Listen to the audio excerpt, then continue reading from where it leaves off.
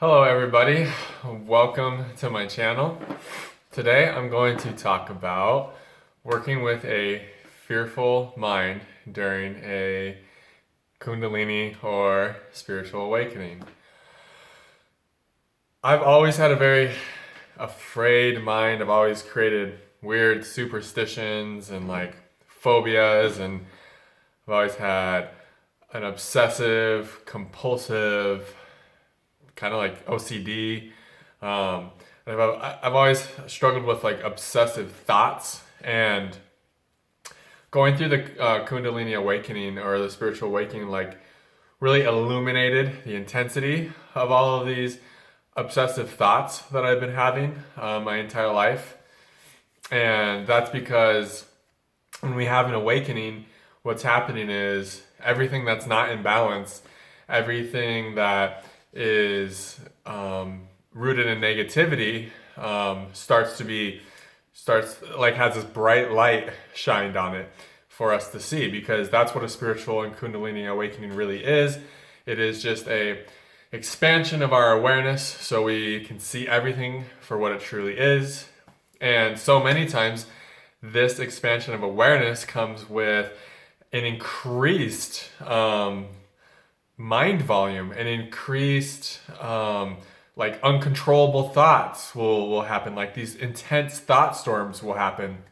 And there's two reasons. The first reason we just talked about, you have more awareness so you can just see them more clearly. I mean, you just simply can actually see what's going on in your mind. And maybe previously to the awakening, you were more just lost to the mind and you identified as the mind, so you had no observance of it. You just mistakenly took yourself to be it. And then the second thing that sometimes goes overlooked that causes these crazy thought storms and obsessive thinking and all these fearful thoughts is when you get this higher frequency energy, when it enters your being, what is happening is it's coming in and it's purifying you, and it's bringing up all of your denser thoughts, your older thoughts, your darker thoughts. And what that can do is when you're releasing something, it's like today, if you look at today in society, how all this craziness is happening. It's because all these paradigms, all these limited patterns, all of these hierarchical and power-based, looking out for just the individual, not the whole. All of these patterns are starting to dissolve, are starting to fall, are starting to collapse. But right before they do, they get the loudest and they get the most, they go out with their best punch, they go out with a hell of a fight because they don't want to let go. It's just their nature. They can't help it.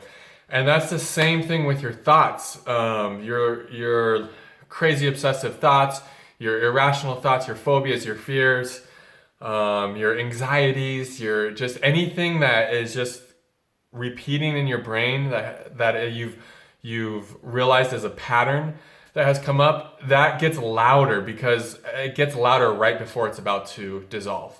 So it's actually a good sign if you're going through any type of crazy thought storms, if you're feeling just rushes of energy coming up, like lots of anxiety or fear energy. Oh my God. In the first months of my awakening, I just had layer after layer of fear energy, sheer terror coming up and out of me. And it really felt like it was lifetimes worth of fear that had been accumulated in my physical body, my being. And when this newer energy, this lighter energy came in, it just all started coming up layer after layer. And it felt so overwhelming and it was so incapacitating. I remember just coming home from work and just laying in the fetal position, having to go outside at work and smoke a cigarette because I was so alarmed by the amount of fear coming out. And I was never a cigarette smoker, but that's how intense it was for me for a while. It was almost it was overwhelming, to be completely honest. It was only because I had learned to really surrender that I was able to just keep letting it come out and up and up. And what ended up happening is I have so much less fear in me. That's why I can sit here and talk into this camera in front of you guys, because a lot of that fear energy has been purged from me. I feel so much more, grounded in my authenticity and just centered. And because that fear energy, that keeps us from knowing ourselves. That fear energy controls us. That fear, you could call another word for it, is just conditioning. It's societal, parental, your church, your friends, your teachers, the education system, the corporate system, military industrial complex. We could go on and on about what conditions us, but truly all of those entities, they really feed off of fear if you take a really good look at them, and that's shifting rapidly. Don't get me wrong, and there's so many businesses now and places that you can find that are driven by more of this holistic, empowering and service to others philosophy, and that's becoming more prevalent, which is why all the older systems are dying out so rapidly and why they're so loud, like we were just talking about. But I think so many of us grew up with all these fearful programs that were like basically downloaded into us by everyone around us. And that keeps us from our authenticity. It keeps us from our being honest with who we are. And it keeps us living in fear of being authentic. And we think we might get annihilated.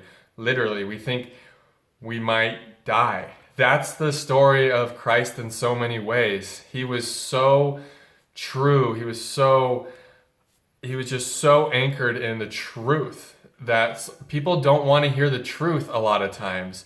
And that's what I think in my experience and what I take from it, what he experiences so much.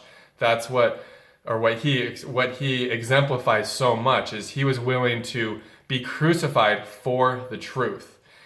And we are living in a time where we don't have to necessarily worry about that. I'll speak for myself where I am in the Western world in America.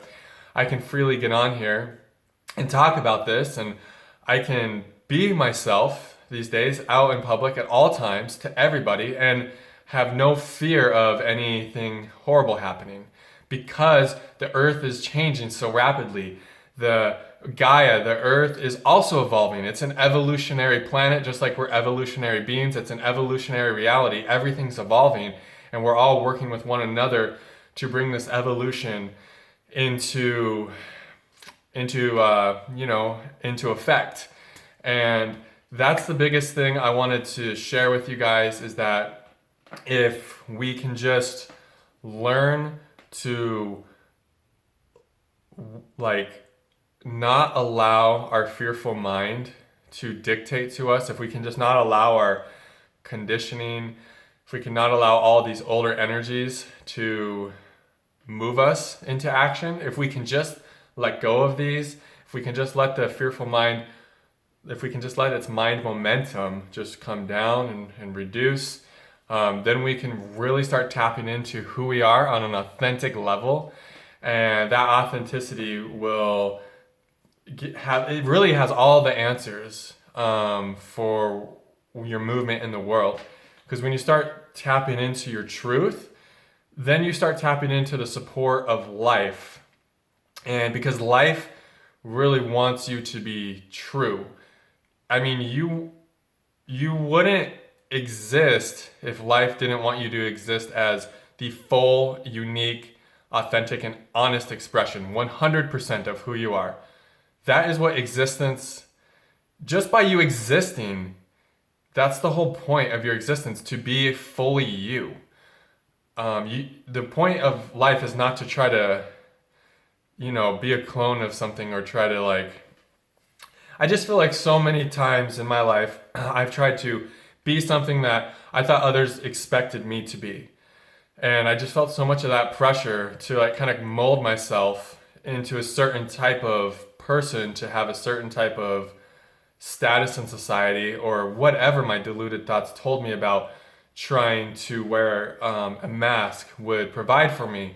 But life doesn't support that. And that's why when you do that, you feel so damn exhausted. It's exhausting to uphold that false persona.